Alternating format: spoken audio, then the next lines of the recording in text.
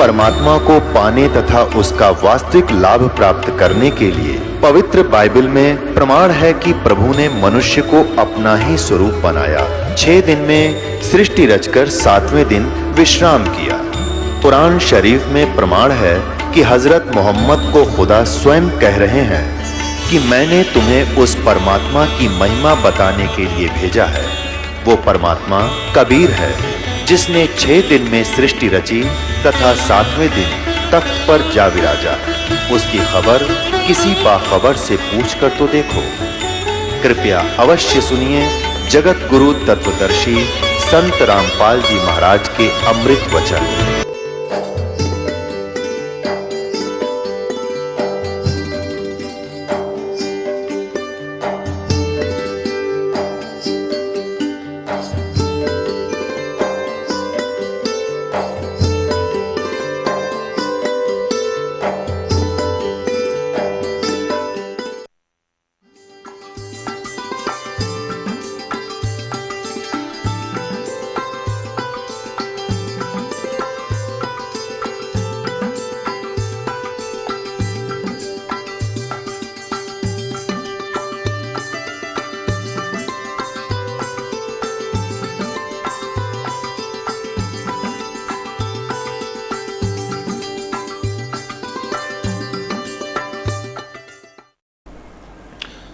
तो उन ज्ञानियों ने अपने आप निष्कर्ष निकाल लिया कि ओम नाम जाप है, वेदों में लिखा है।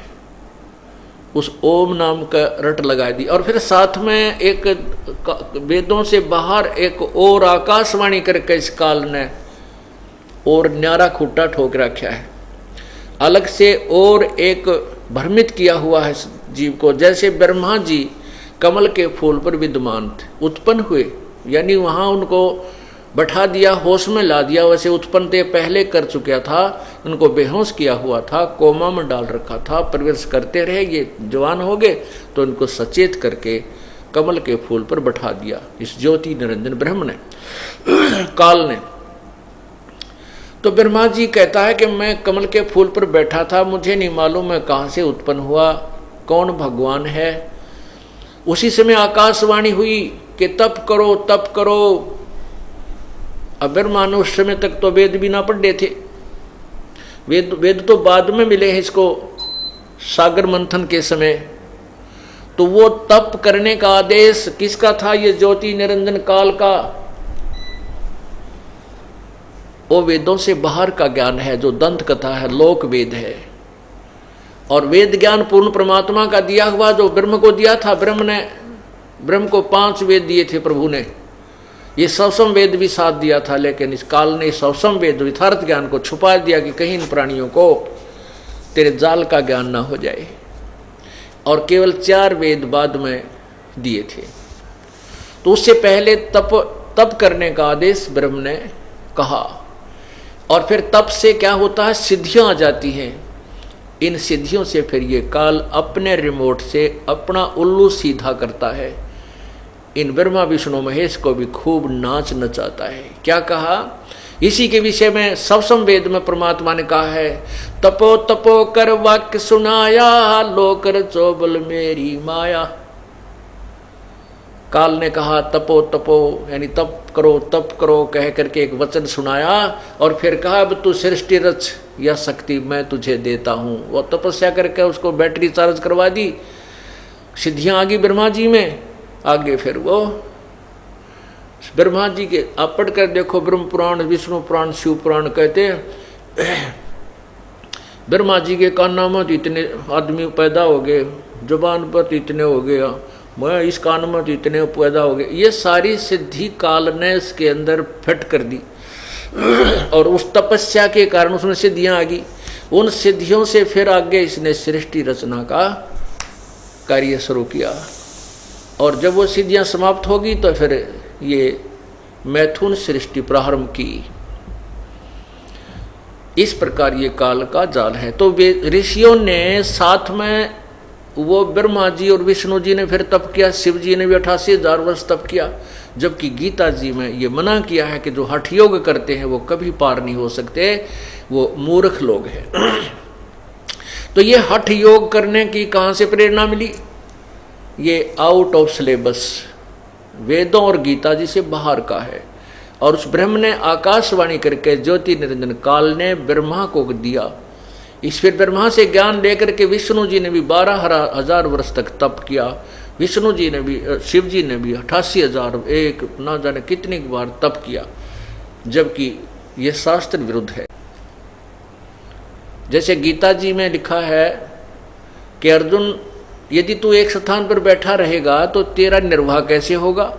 अगर तू हठ योग करके साधना करेगा तो मोक्ष प्राप्त नहीं कर सकता। इसे सिद्ध है कि हठ योग करके तप आदि करना यह शास्त्र विरुद्ध है। शास्त्र विधि को त्याग कर मनमाना आचरण करने से जीव को लाभ नहीं होता।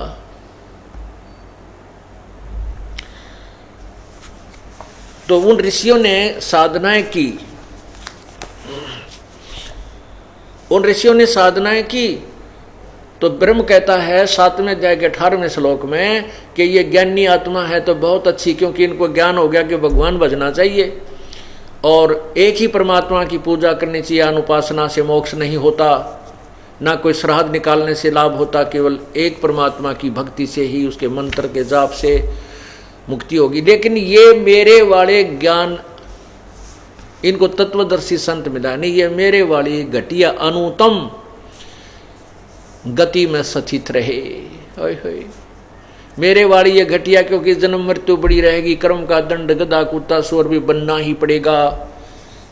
ये घटिया, इसलिए काल ने अपनी साधना को भी अनुतमाम बताया है, अति अश्रेष्ठ अनुतम।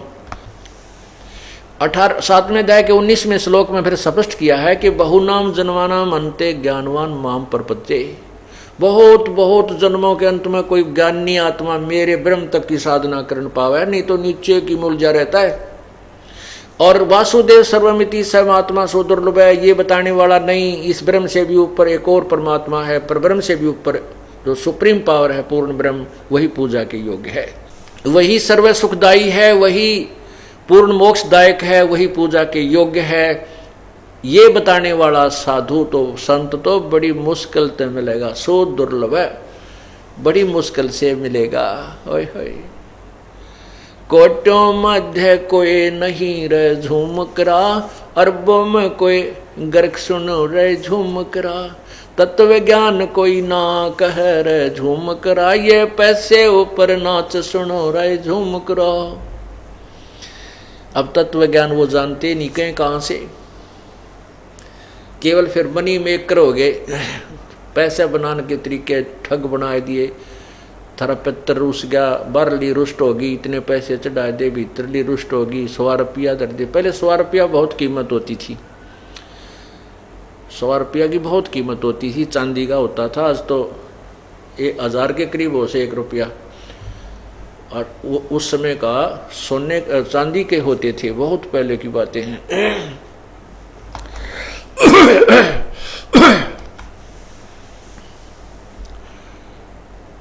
अपने आत्माओं, इस काल ने कैसा जाल बनाया है। भाई भला मान चाहे बुरा मान, एक ओछी चाली चाल तन, सतपुरुष बुला दिया आप जना लिया, कुछ ना सोची ही काल तने।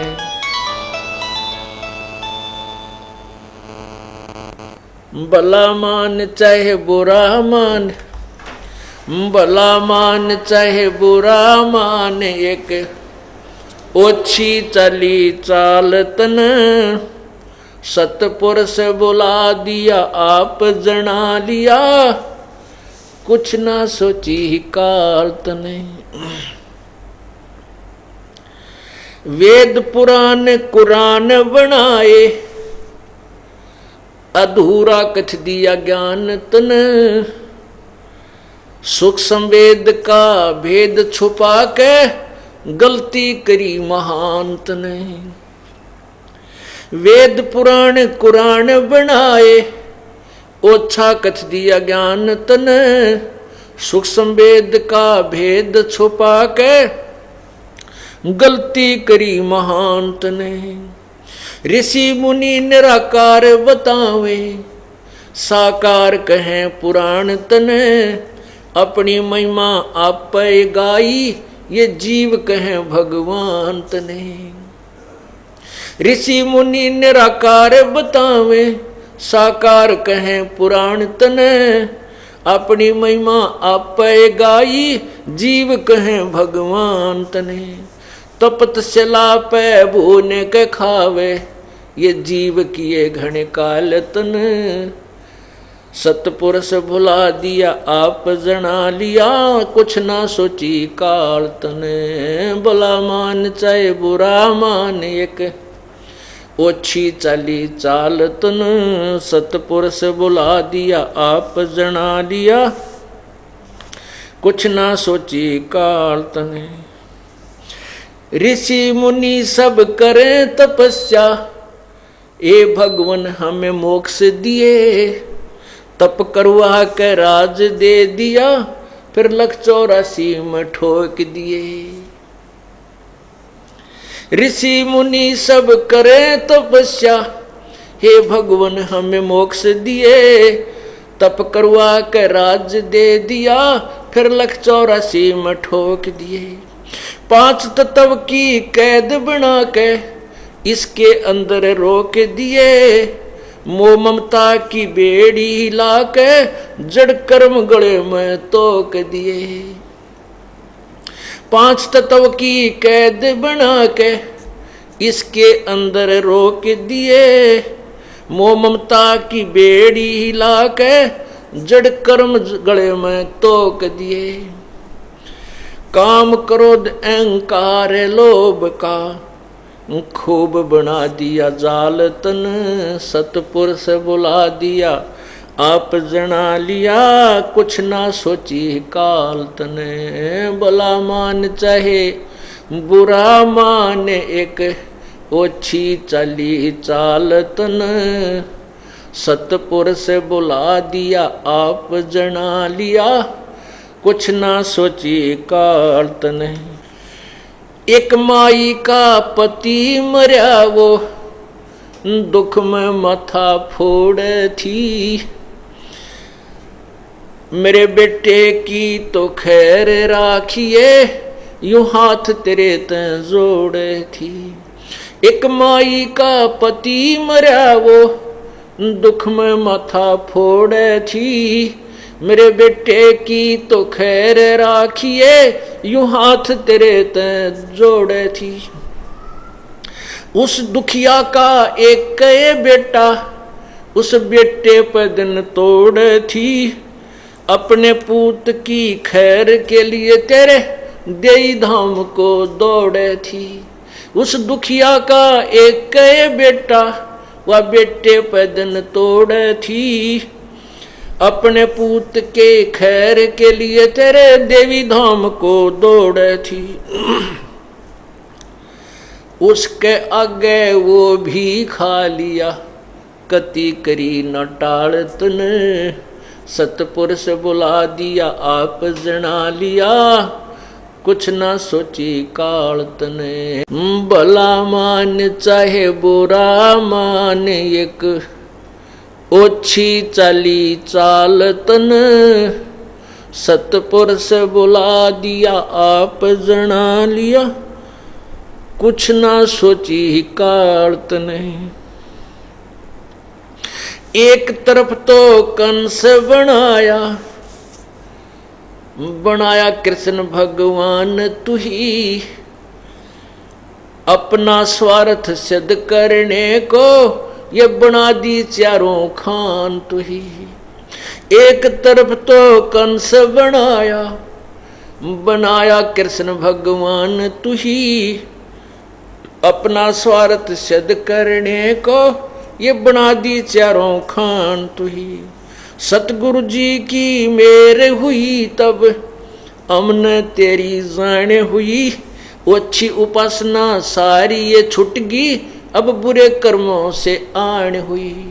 सतगुरु जी की मेर हुई तब हमने तेरी जान हुई, ये अच्छी उपासना सारी ये छुट गई, बुरे कर्मों से आन हुई।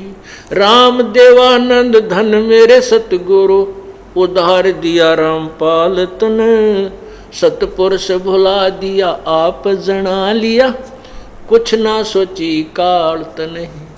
भला मान चाहे बुरा मान, एक ओछी चली चाल तन, सतपुरुष भुला दिया आप जना लिया, कुछ ना सोची काल तन। सत साहिब।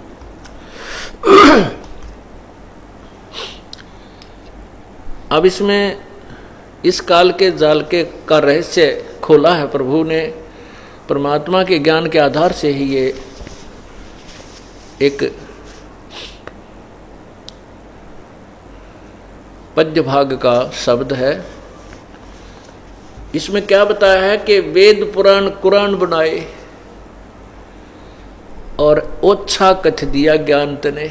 जैसे वेदों में भी कह दिया कि पूर्ण ज्ञान तो कोई तत्वदर्शी संत ही बचाएगा, अब उसने सवसम वेद वेदों के साथ नहीं दिया जो मास्टर की थी, वो छुपा दी काल ने। अब मास्टर वो चाबी मिली नहीं, रास्ता मिला नहीं, तो हम खजाने के चारों तरफ चक्कर काटते रहे। वो धन नहीं मिला जिसका संकेत लिखा हुआ था, जिसका संकेत दिया हुआ था। कैसे?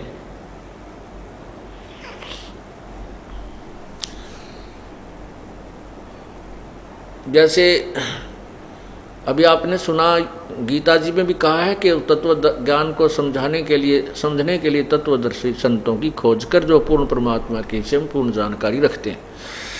ऐसे ही कुरान शरीफ के अंदर सूरत फुरकानी नंबर 25 आयत 52 से 59 में स्पष्ट किया है कि वो परमात्मा कबीर है। और कुरान शरीफ के ज्ञानदाता अर्थात जिसको हज़रत मोहम्मद जी अपना अव्यक्त खुदा मानते हैं, अल्लाह मानते हैं, वो कह रहा है कि ए पैगंबर हज़रत मोहम्मद, मैं तुझे जो ये आयत बता रहा हूँ अर्थात कुरान शरीफ का ज्ञान दे रहा हूँ, इन पर विश्वास कर और इन काफरों का कहा मत मानना जो इन मेरे द्वारा दिए जा रहे कुरान शरीफ के ज्ञान को नहीं मानते, वो इस पे विश्वास नहीं करते कि कबीर परमात्मा है।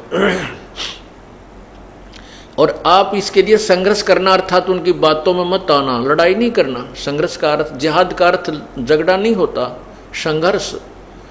वो कहते हैं ये कबीर भगवान नहीं है तो उनकी बातों को मत मानना। भगवान ने कहा हजरत मोहम्मद जिसे मुसलमान धर्म चला है।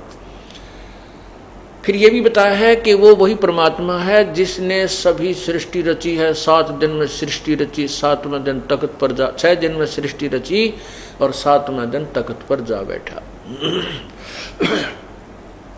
फिर ये बताया है कि वही कुरान शरीफ के ज्ञान देने वाला अल्लाह कह रहा है, वो अव्यक्त प्रभु कह रहा है कि उस परमात्मा के विषय में तो किसी बाखबर से पूछ देखो।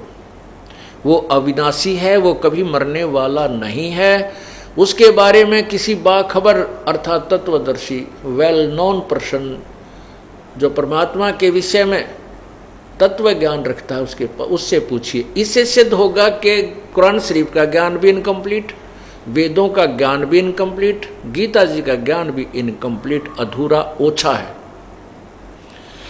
इसके साथ साथ इसने अपने आप को प्रभु सिद्ध कर लिया। ऋषि मुनियों को साधना में दर्शन देता है, कभी विष्णु रूप में, किसी को शिव रूप में। जब समाधि लगाते हैं तो उसके अंदर जब ये ध्यान में जाते हैं तो इनको किसी को शिव रूप में, किसी को विष्णु रूप में दर्शन देता है, किसी को ब्रह्मा रूप में। तो फिर कोई विष्णु जी का आश्रित हो गया, कोई शिव जी का आश्रित हो गया और आखिर में फिर इनका डिंडोरा पीटना शुरू कर दिया कि यही भगवान है, सर्वशक्तिमान है, ये हमने साधना में देखे, इनके चित्र बनाए। ये तस्वीर जो आपके पास विद्यमान है ये ब्रह्मा विष्णु महेश की तस्वीरें हैं और इन्हीं ऐसा ही स्वरूप वो काल भी बनाता है। इनकी भिन्नता जब आती है जब ये ब्रह्मा विष्णु महेश केवल 4 भुजा ही धारण कर सकते हैं और काल 1000 तक भुजाएं अपनी विस्तार कर सकता है। इस प्रकार इस ज्ञान को समझना। क्या बताया कि वेद पुराण और कुरान बना के ओछा कथ दिया ज्ञान तने, और सब संवेद का भेद छुपा कया गलती करी महान तने। अब सब संवेद इसने गुप्त कर दिया, उसी का प्रचार करने के लिए परमात्मा को स्वयं आना पड़ता है। यजुर्वेद ऋग्वेद मंडल नंबर 9 सूक्त 96 में 16 से लेकर 20 मंत्रों में स्पष्ट किया है कि वो कबीर परमात्मा जब भी यहाँ प्रकट होता है, एक लीला करता है पूरे जीवन रहने की मनुष्य का जैसा, तो एक शिशु रूप धारण करता है। और शिशु रूप धारण कर किया हुआ परमात्मा जब बड़ा होता है तो अपने तत्व ज्ञान को स्वयं ही लोकोक्तियों के माध्यम से, कबीर वाणी के माध्यम से उच्चारण करता है, जिस कारण से उसको एक महान कवि की उपाधि प्राप्त होती है। उसको कवि कहने लग जाते हैं, वो होता भगवान है। और वो तीसरे मुक्ति धाम में रहता है, अर्थात परमात्मा एक देशीय है और एक स्थान पर रहता है, साकार है। और वहां से वो आकर के स्वरूपांतर करके यहां पर अपनी लीला करता है।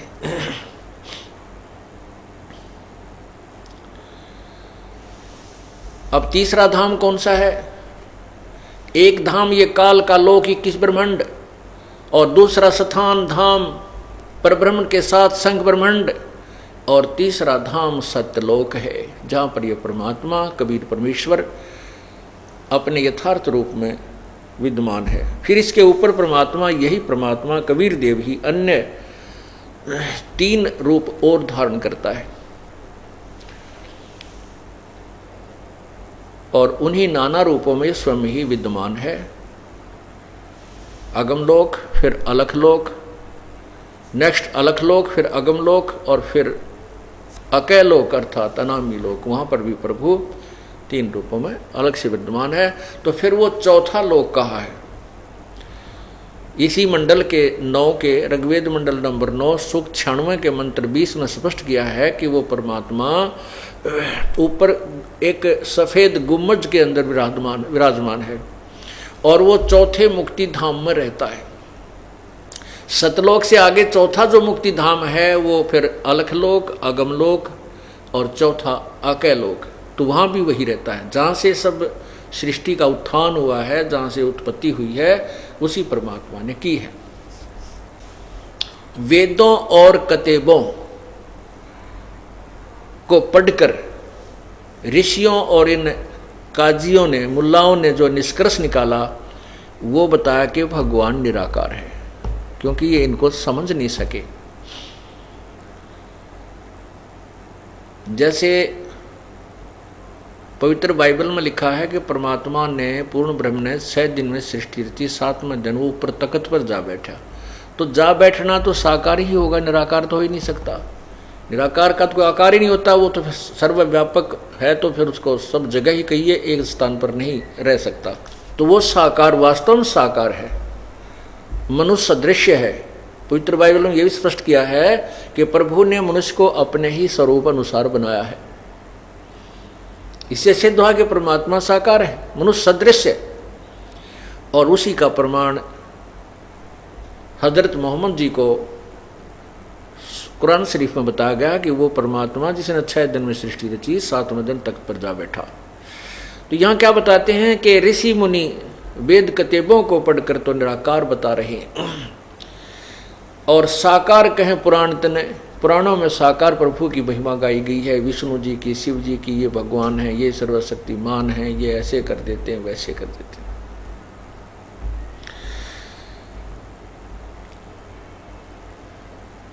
अपनी महिमा आप पे गाई और जीव के भगवान तने। क्या कहते हैं कबीर परमात्मा? ओंकार निश्चय भया इसको करता मत जान, साचा शब्द कबीर का पर्दे माही पहचान। ये ओंकार, ये ज्योति निरंजन तो अवश्य है, लेकिन ये इसको भगवान मत जानो, इसको कर्ता मत जानो, ये सुप्रीम पावर मत समझो, ये ब्रह्म पूर्ण परमात्मा नहीं है। लेकिन इसने अपने नकली दूतों के माध्यम से यथार्थ ज्ञान ना दे करके नकली ज्ञान, यूजलेस ज्ञान दे करके अपने आप को ही प्रभु सिद्ध करवा लिया कि ब्रह्म ही सुप्रीम पावर, इससे आगे कोई भगवान को नहीं। ये अधूरे ऋषियों की, अज्ञानी ऋषियों की सोच है, वेद के ज्ञाताओं की नहीं हो सकती, क्योंकि वेद में स्पष्ट किया है। यजुर्वेद अध्याय नंबर 1 के श्लोक मंत्र 15 में स्पष्ट किया है, अग्ने तनुरसी परमात्मा सशरीर है। फिर यजुर्वेद के 5वें अध्याय के प्रथम मंत्र में 2 बार स्पष्टीकरण दिया है, एक बार भी नहीं। अग्ने तनुरसी, अग्ने माने परमेश्वर, तनु माने सशरीर, रसी माने है। फिर कहा कि विष्णुवे तवा सोमस्य तनुरसी, विष्णुवे सबके पालन पोषण के लिए, तवा माने उससे, सोमस्य माने अमर पुरुष का शरीर है, तनु असी, उसका एक और शरीर धारण करता, जैसे यहाँ आता है वो अन्य रूप धारण करके एक हल्के तेज पुंज का शरीर धारण करके यहाँ पर आता है। तो वो वे अपने पवित्र वेद भी कह रहे हैं, लेकिन वेदों को ना समझ कर ना समझ करके इन ऋषियों ने परमात्मा को निराकार बता दिया। अब इन्होंने साधनाएं की, समाधि लगाई, समाधि में ब्रह्मा विष्णु महेश के रूप में प्रभु को देखा, तो इन्होंने सोचा ये ब्रह्मा विष्णु महेश तो साकार प्रभु हैं ही हैं, और यही फिर निराकार भी यही होगा। यानी ऐसा उलट पुलट, उलझ पुलझ और भ्रमित ज्ञान श्रद्धालुओं में प्रवेश कर दिया। अब उसको सेट करने में इस दास का बहुत जोर लग रहा है, क्योंकि ये पुण्यात्मा उस अज्ञान के ऊपर इतने दृढ़ हो चुके हैं, क्योंकि हजारों लाखों वर्षों से वही दंत कथा रटा रटाया ज्ञान सुनते आ रहे। अब इस तत्व ज्ञान को सुनते ही एक बार तो ऐसा लगता है जैसे कुनीन खाली हो, कुनीन की गोली खाली हो, जीभ परखते कड़वी लग गए। पुण्यात्माओं, ये जन्म मरण का दीर्घ रोग है, और इसको नष्ट करने के लिए, स्वस्थ होने के लिए यह कड़वी दवाई खानी पड़ेगी या कुनीन खानी पड़ेगी। ये तत्व ज्ञान रूपी कुनीन का अपने फाका लगाना ही पड़ेगा, ये सुनना ही पड़ेगा, और इसी से आपका ये दीर्घ रोग कटेगा। क्या बताते हैं? ऋषि मुनि सब करे तपस्या, हे भगवान हमें मोक्ष दिए, तप करवा के राज दे दिया, फिर 184 में ठोक दिए। देख कितना न्याय करता है ये।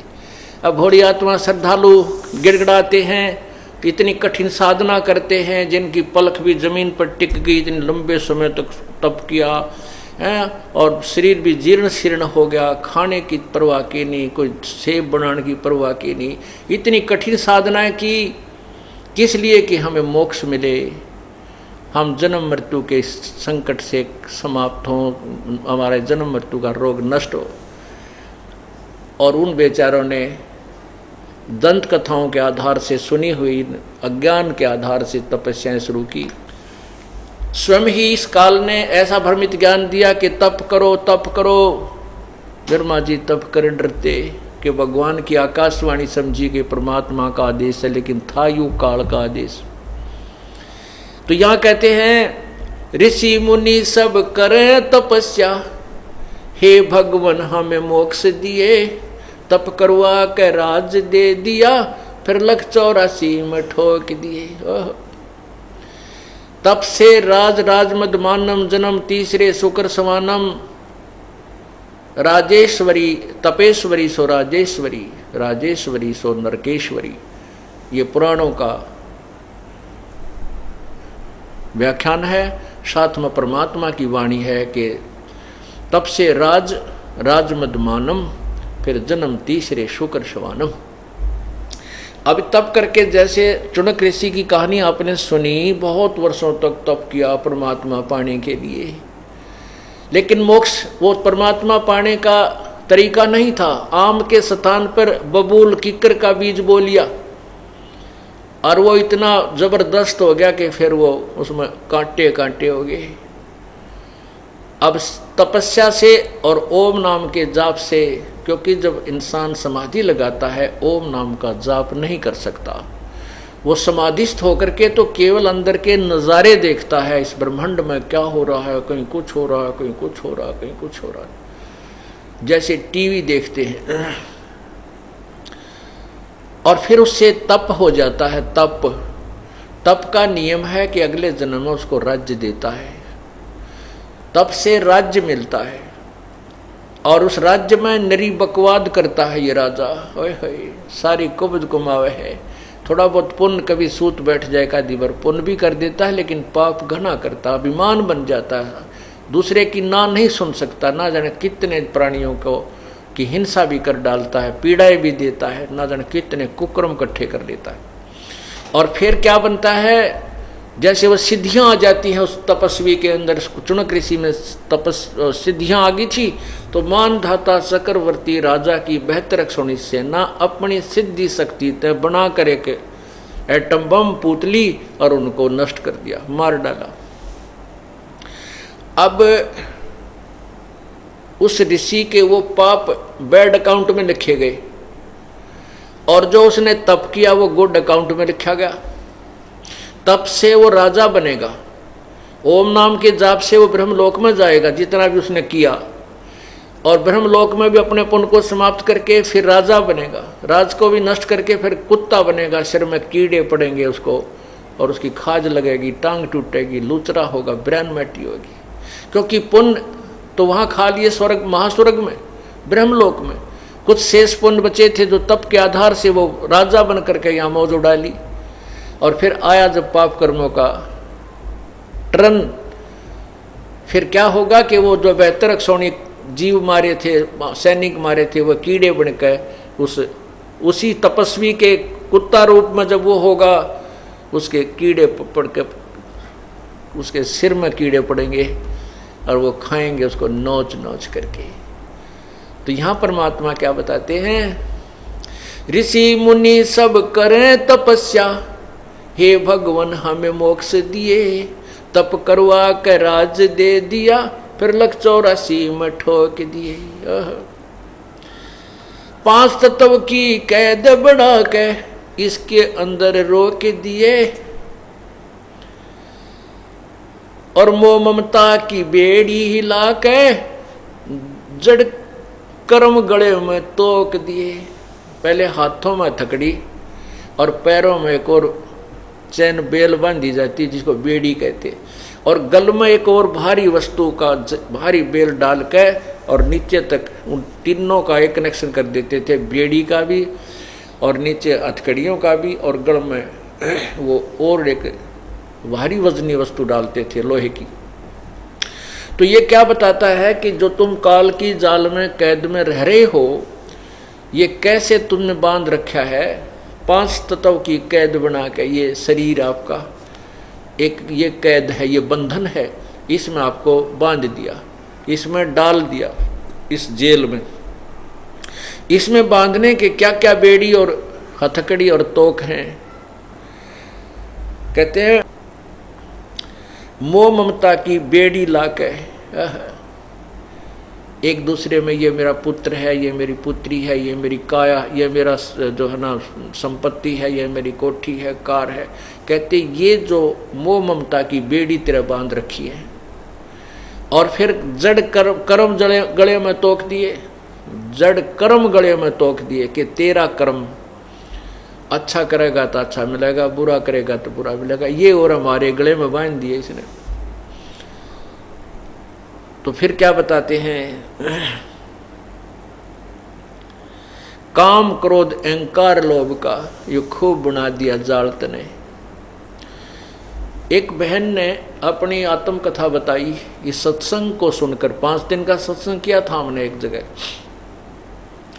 तो सत्संग को वो सुनती रही, उसमें वो नास्तिक हो चुकी थी। एक सहेली ज़्यादा प्रार्थना करके उसको हमारे सत्संग में लाने लगी, फिर उसको रुचि सी बढ़ने लगी, क्योंकि ये ज्ञान वर्तमान में सुने ज्ञान से भिन्न था। जब उस माई ने फिर उपदेश लिया, उपदेश लेकर के फिर इस दास के सामने अपनी वो दुख भरी कहानी सुनाई।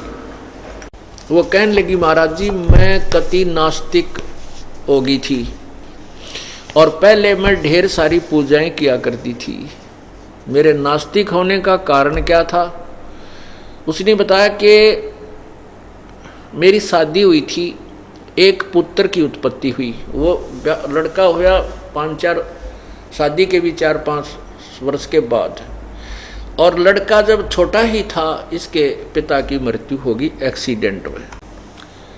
फिर मैंने अपने पुत्र के लिए कि मेरा पुत्र, इसको पालूंगी, पोसूंगी, पढ़ाऊंगी, लिखाऊंगी, पैरों पर खड़ा कर दूंगी, इसकी शादी करूंगी, फिर बालक हो जाएंगे, बच्चा हो जाएगा इसके, तो अपना वंश चलाऊंगी। इस दृष्टिकोण से मैंने अपने पुत्र की परवरिश की। और बच्चा जो भी आवश्यक वस्तु जो मैं मेहनत मजदूरी करके जो 2 पैसे कमाया करती थी, और जो भी वो मुंह से निकाल देता था, मैं तुरंत पूरा करती थी। कहीं ये बच्चा ये ना सोच बैठे कि मेरा पिता नहीं है, मेरा पिता होता तो आज मुझे ये वस्तु ला कर देता। तो मैं उसकी हर इस इच्छा की पूर्ति भी किया करती थी कि मेरा बेटा ये महसूस ना करे कि मैं बिना पिता का पुत्र हूँ। जब वो लड़का +2 में पढ़ रहा था, उसने बच्चों की देखा देखी मोटरसाइकिल लेने की जिद लगा दी। मैं बहुत डरा करती थी कि इसका पिता भी ऐसे ही मृत्यु को प्राप्त हुआ था एक्सीडेंट में, और कहीं ये मेरा बेटा मोटरसाइकिल पे मार ना खा जाए। लेकिन बच्चे ने जिद बहुत कर दी। अब उसका दुख नहीं देखा गया, तो मैंने जैसे तैसे उधार सुधार करके वो मोटरसाइकिल उस बच्चे को परचेज करवा दी। अब वो बच्चा अपने एक साथी को लेकर के प्रतिदिन कॉलेज जाने लगा। प्रतिदिन की तरह एक दिन भी वो बच्चा, अब रोटी खा के बच्चे को खाना खिलाया, मैंने खाना बना रही थी, और वो अपना मोटरसाइकिल उठा के चला गया प्रतिदिन की तरह। अपने साथी को लिया, जो साथ ही मकान था थोड़ी दूरी पर,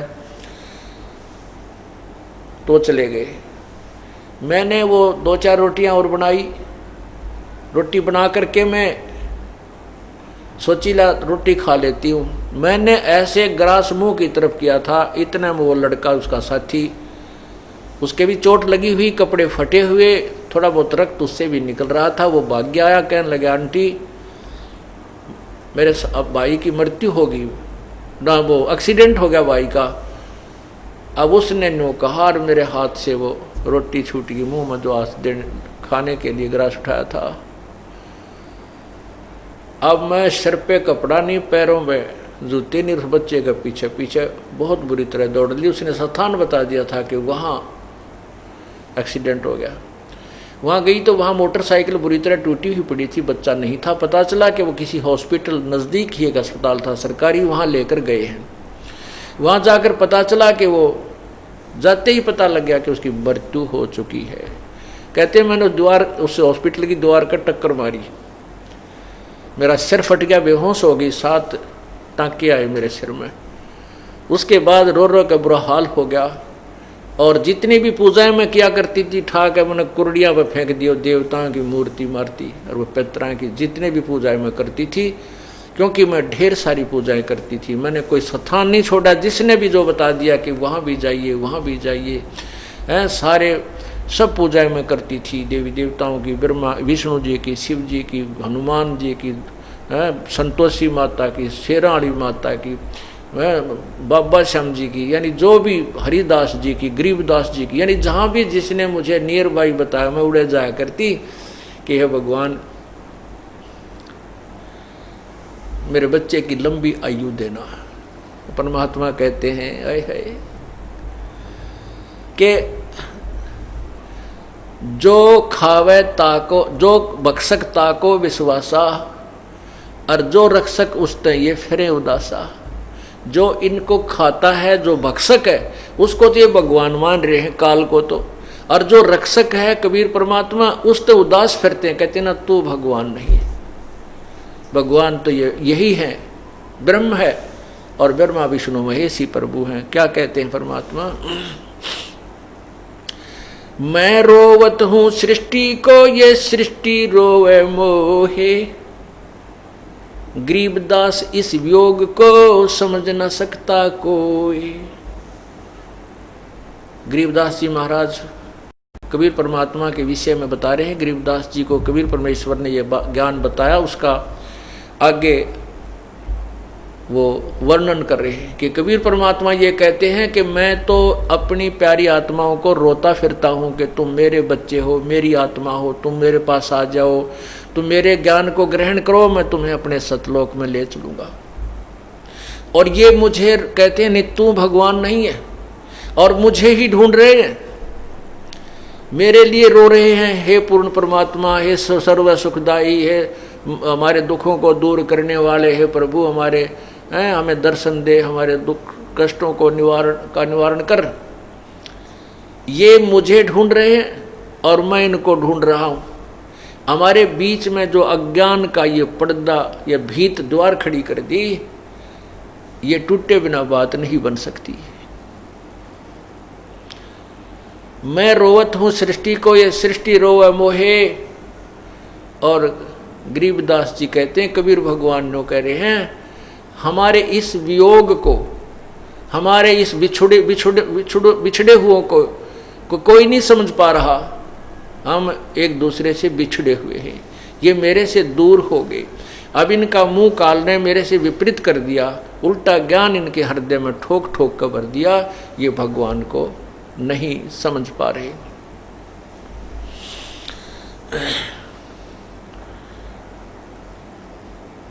तो यहां बताया कि एक माई का पति मरा, वह दुख में माथा फोड़े थी। फिर उस माता ने, उस बहन ने उपदेश लिया। मैंने कहा, बेटी ये तो काल का भयंकर जाल है, ना जाने कितनी बार ये पुत्र जान लिए, ना मेरा कितनी बार हमने ये चक्कर लगा लिए। और एक बात और विशेष समझ लेना कि परमात्मा की तेरे ऊपर एक विशेष कृपा हुई है। देखो, पुत्र चलो जीवित भी रह जाता तो तय इस काल के जाल से नहीं निकल सकती थी। वो तो जो होना था हो लिया, काल का जो विधान था उसने अपना पूरा कर दिया। अब ये सर्वस्व समाप्त करके भी और तुझे ये मार्ग मिल गया तो समझ लेना तेरा कुछ भी नहीं बिगड़ा है। तेरे ऊपर एक विशेष उपकार है परमात्मा का कि अब तेरी रुचि पूर्ण रूप से प्रभु में लगेगी। ज्ञान समझ में आ गया और कोई मोह ममता का कारण तेरे लिए रहा नहीं।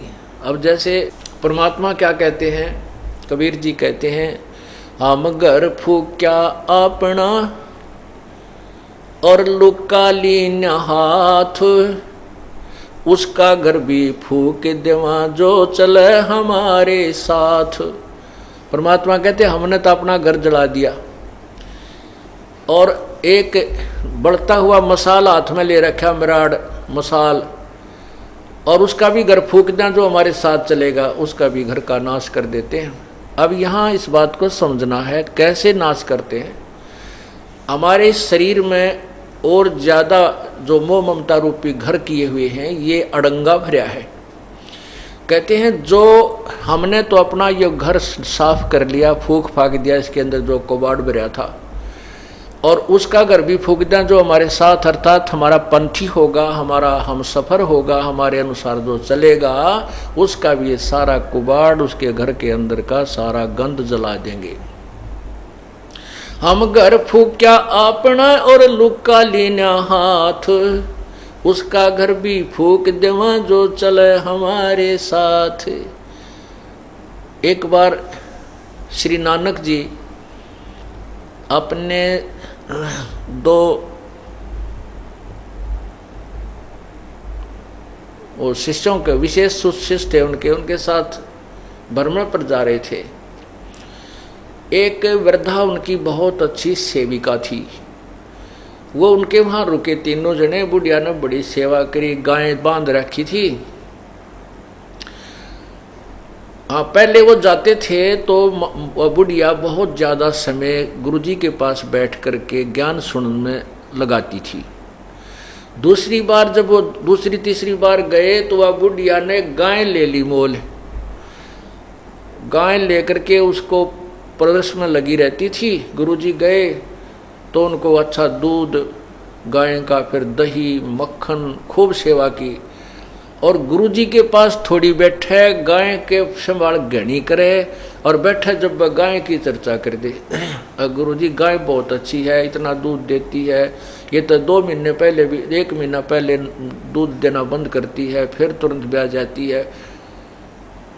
अब फिर क्या कहती है परमात्मा, जब गुरुजी चलने लगे, सुबह न बोले भगवान करे बुढ़िया तेरी गाँ मरियो। ओ ले भाई, ये गाँ मरियो, ये आशीर्वाद दे दिया कि परमात्मा रब करे तेरी गाँ मरियो। अब बुढ़िया भी गुरुजी के मुँह का ना देखे, भाई यूँ के कहा, गुरुजी ने अच्छी सेवा करी, दूध पियाया, घी खवाया, गाय कर ये मरियो। तो आगे चल के वो दोनों शिष्य पूछने लगे, गुरुदेव आपने उस बुढ़िया का दिल तोड़ दिया, वो तो बड़ी खुश हो रही थी गाय को पाल करके, और आपने दुर्शीष दे दी कि उसकी गाय मरे और वो तो बहुत दुखी हो जाएगी। तो गुरुजी बोले, भाई फिर बताऊंगा इस प्रश्न का उत्तर, अभी मैं कुछ नहीं दे सकता। अब वह तीसरे दिन गाय मर गई बीमार होकर। गाय मर गई, बुढ़िया 2-4 दिन तक दुख पाई, फिर वह फुर्सत होगी। फुर्सत होगी तो पहले तो वो नित्यनेम सुबह का जो गुटका भी ना कर पावा थी, है उस गाय मुड़जी पुड़ज रह जाती, दिन मरण के रह रहे थोड़े, कति बुढ़ापा हो रहा, कोडी कोडी चालर गां के चिपटी रही थी, भजन ना करे थी। तो फिर वह बुढ़िया ने वो भजन का समय खूब मिल गया, अपना अच्छा भजन करे, सुबह शाम दोपहर दिन में भी उलगी सी होगी। फिर गुरुजी आए 2-1 महीना के बाद। अब उन चेलों को ये हो रही बुढ़िया जाते बोगरा मारेगी भारत, भाई तू खड़ा आ गया, मेरी गाँव मरगी, आशीर्वाद दुर्शाशीष दे के गए थे। तो जाते ही बुढ़िया ने बड़ी सेवा करी, खाट बिछाई, बैठाए गुरुदेव को। तब परमात्मा गुरुजी ने पूछा कि बुढ़िया सुना कुछ भजन सिमरन ठीक बन रहा है, बिलाजी मौज होगी,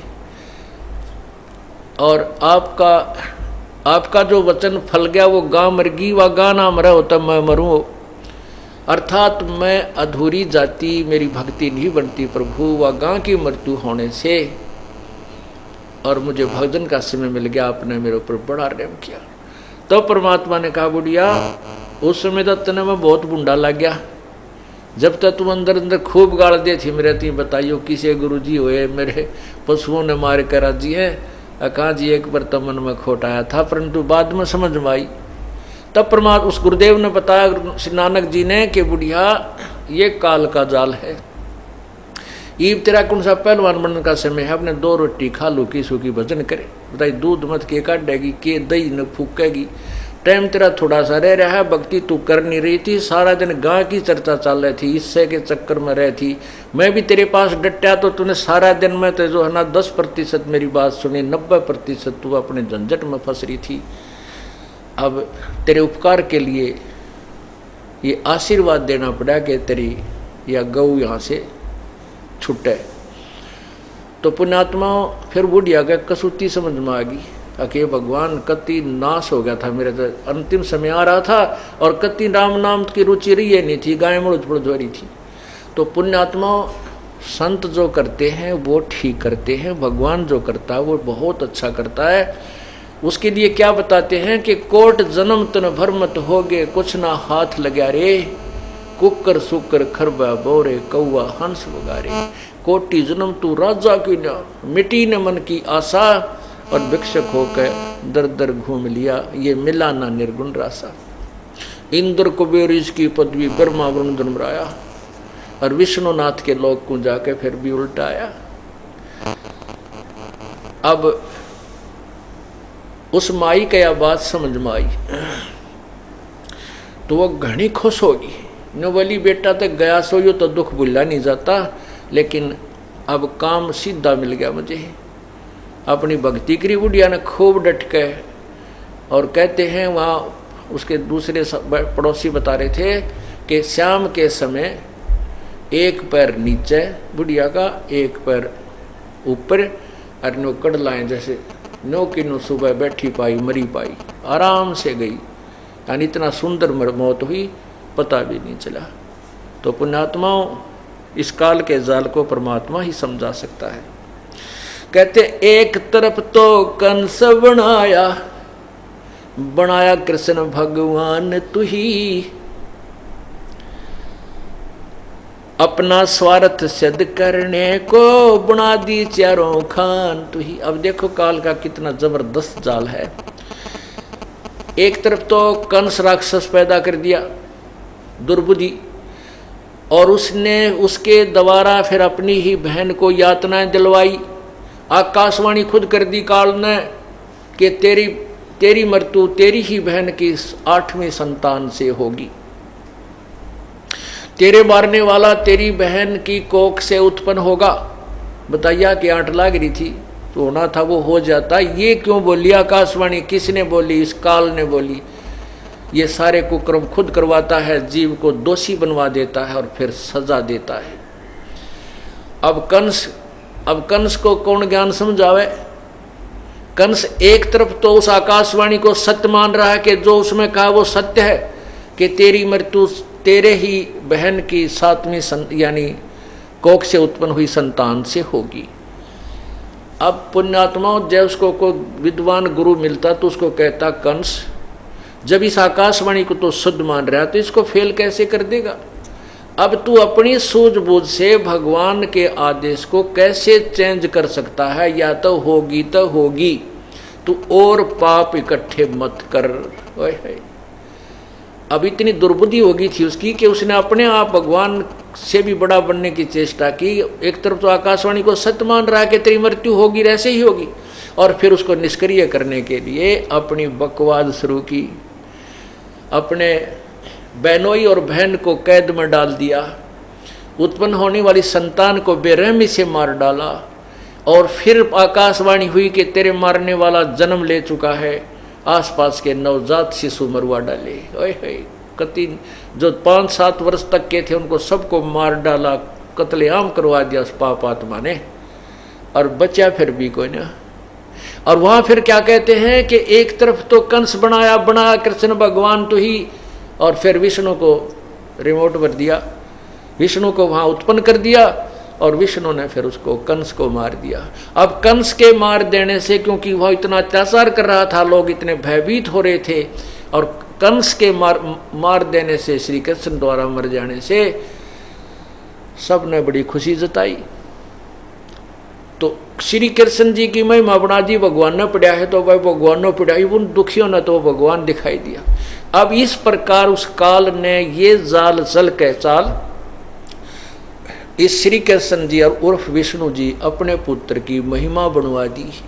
अब ये भोली आत्मा उसी गुण ने गा गा के, उसी कथाओं को रिपीट कर करके, और श्री कृष्ण अर्थात विष्णु जी सतोगुण भगवान की साधना पर आश्रित कर दिए काल भगवान ने। जबकि वेद कहते हैं कि तीनों गुणों की पूजा ये मूर्ख लोग करते हैं। गीता जी अध्याय नंबर 7 के श्लोक 12 से 15 में स्पष्ट किया है।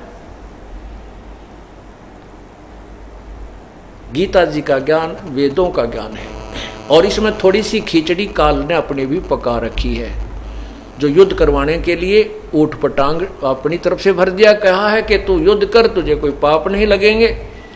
दूसरे अध्याय के 37वें श्लोक में कहता है कि अर्जुन तेरे दोनों हाथों में लड्डू हैं, यदि युद्ध में यदि तो कहते हैं कि लाभ हानि को भूल के और निस्वार्थ भाव से युद्ध कर तो मुझको ही प्राप्त होगा, विजय को प्राप्त होगा। और 38वें श्लोक में कहता है कि मर गया तो तू स्वर्ग जाएगा युद्ध में, और जीवित रहा तो पृथ्वी का राज भोगेगा। तुरंत ही लाभ हानि भी बता रहा है, और एक तरफ से कहता है लाभ हानि को भूल कर तो युद्ध कर ले। या जो बीच में खिचड़ी उल्टी सुल्टी पकाई है, ये काल के अपने कुछ मिक्स्ड हैं, दोगले शब्द हैं। अर्जुन ने कहा कि भगवान तेरी दोगली बातें मुझे अच्छी नहीं लगती, एक तरफा ज्ञान बता जो मेरे हित में हो, ये स्पष्ट किया। तो वेदों का जो ज्ञान है वो वेदों से मिलता है गीता जी में, और उसके थोड़ा सा भिन्न है वो काल का अपना लोक वेद है। जैसे तपो तपो कर वाक्य सुनाया, लोक रचो बल मेरी माया, बीच में आकाशवाणी करता है, कंस को आकाशवाणी कर दी। ये सारी काल की खिचड़ी है। ये एक तरफ तो कंस बना दिया, उसको ऐसे पाप करवा दिए खुद ही, और एक तरफ अपना अंश भेज दिया, विष्णु भेज दिया श्री कृष्ण रूप में, वो कंस मरवा दिया और सारे प्राणी उस कंस के ऊपर आश्रित, विष्णु उर्फ कृष्ण जी पर आश्रित हो गए, उसको भगवान मानने लगे। तो वो बुद्धि हमारी ऐसी दृढ़ कर दी काल ने। तो यहाँ क्या बताते हैं, एक तरफ तो कंस बनाया कृष्ण भगवान ने तू ही, अपना स्वार्थ सिद्ध करने को ये बना दी चारों खान तू ही। सतगुरु जी की मेर हुई तब अमन तेरी जान हुई, राम देवानंद ओछी उपासना सारी ये छुटगी, इन बुरे कर्मों से आन हुई। राम देवानंद धन मेरे सतगुरु, उधार दिया रामपाल तन, सतपुरुष भुला दिया आप जना लिया, कुछ ना सोची काल तन। अब क्या बताते हैं कि परमात्मा सतगुरु कबीर परमेश्वर के तत्व ज्ञान और गुरुदेव की कृपा हुई तो हमने तेरे जानकारी हुई कि तू काल है और ये क्या झंझट है, ये कैसे जाल तूने फैला रखा है। इस प्रकार हमारी ओछी उपासना, आन उपासना, वो सब हमने त्याग दी, वापस छूट गई। अपने आप रुचि ही नहीं रही इन अन्य पूजाओं के करने में, और बुरे कर्मों से आन हुई। है बुरे कर्मों से परहेज हो गया, आन होगी, हमें उनकी कसम होगी हम बुरे काम नहीं करेंगे, क्योंकि हमें पता लग गया कि बुरे कर्म करेंगे तो उनका भोग भी भोगना होगा। और परमात्मा गुरुदेव की रजा से इस जीव का उद्धार होता है। पुण्यात्माओं, ये कोई कृपा है प्रभु की। अब वो कृपा केवल कबीर परमेश्वर ही कर सकता है और नहीं कर सकता कोई भी। हमारे सब दुखों का निवारण करने वाले भी कबीर परमेश्वर ही है। हमारे संकटों के निवारण करने वाले भी प्रभु कबीर जी हैं, अन्य नहीं कर सकते। संकट मोचन कष्ट हरण हो, मंगल करण कबीर के आगे शरण तेरी। संकट मोचन कष्ट हरण हो, मंगल करण कबीर के आगे शरण तेरी। पहले तो मोह ज्ञान नहीं था, प्रेम होया ना तेरे में। पहले तो मोह ज्ञान नहीं था, प्रेम होया ना तेरे में। दीन जान के माफ कीजियो, खता हुई बिन बेरे में। दीन जान के माफ कीजियो, खता हुई बिन बेरे में। अनगिन अवगुण भरे मेरे में, ये माफ करो तकसीर के आगे शरण तेरी। संकट मोचन कष्ट हरण हो, मंगल करण कबीर के आगे शरण तेरी। जम्बुक वाली रात 84 आन गिरा हूँ झेरे में। जम्बुक वाली रात 84 आन गिरा हूँ झेरे में। ऊंची ऊंची लाई छलांगा, यत्न किए बहु तेरे में। ऊंची ऊंची लाई छलांगा, यत्न किए बहु तेरे में। काम क्रोध अहंकार लोभ की, ये मोटी जड़ी जंजीर के आगे शरण तेरी। संकट मोचन कष्ट हरण हो, मंगल करण कबीर के आगे शरण तेरी। कर्म कुसंगत बहुत किए, वो जाते हैं नहीं कहे।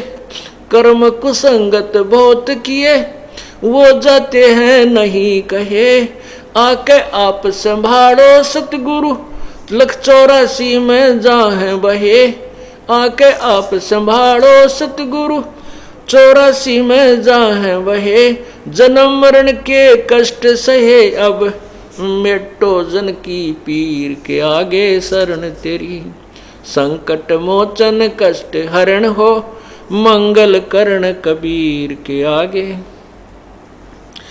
गुप्त रूप में सब काज सारते, जो भी विपता आन पड़े, गुप्त रूप में सब काज सारते, जो भी विपता आन पड़े, एक दिन दर्शन देने होंगे, दीन दयाल नो नहीं सरे, एक दिन दर्शन देने होंगे, दीन दयाल नो नहीं सरे, तुम बिन पापी नहीं तेरे, मेरा अवगुण भरा शरीर के आगे शरण तेरी, संकट मोचन कष्ट हरण हो, मंगल करण कबीर के आगे शरण तेरी, संकट मोचन कष्ट हरण हो, मंगल करण कबीर के आगे शरण तेरी।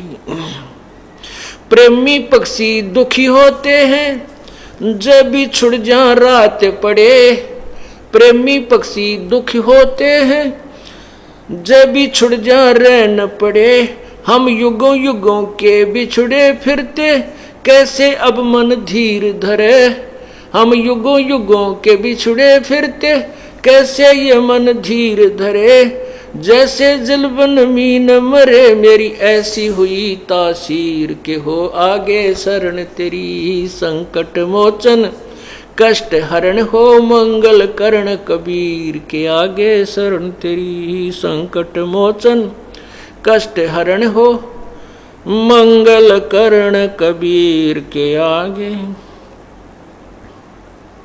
रजा तेरी से दादू नानक जी का सतलोक में वास हुआ, रजा तेरी से दादू नानक जी का सत्यलोक में वास हुआ, 100 प्रश्न उत्तर कीने, तब धर्मदास को विश्वास हुआ, 100 प्रश्न उत्तर कीने, तब धर्मदास को विश्वास हुआ, भगत के कारण ख्वास हुआ, जागी सुल्तानी की तकदीर के आगे शरण तेरी, संकट मोचन कष्ट हरण हो, मंगल करण कबीर के आगे शरण तेरी।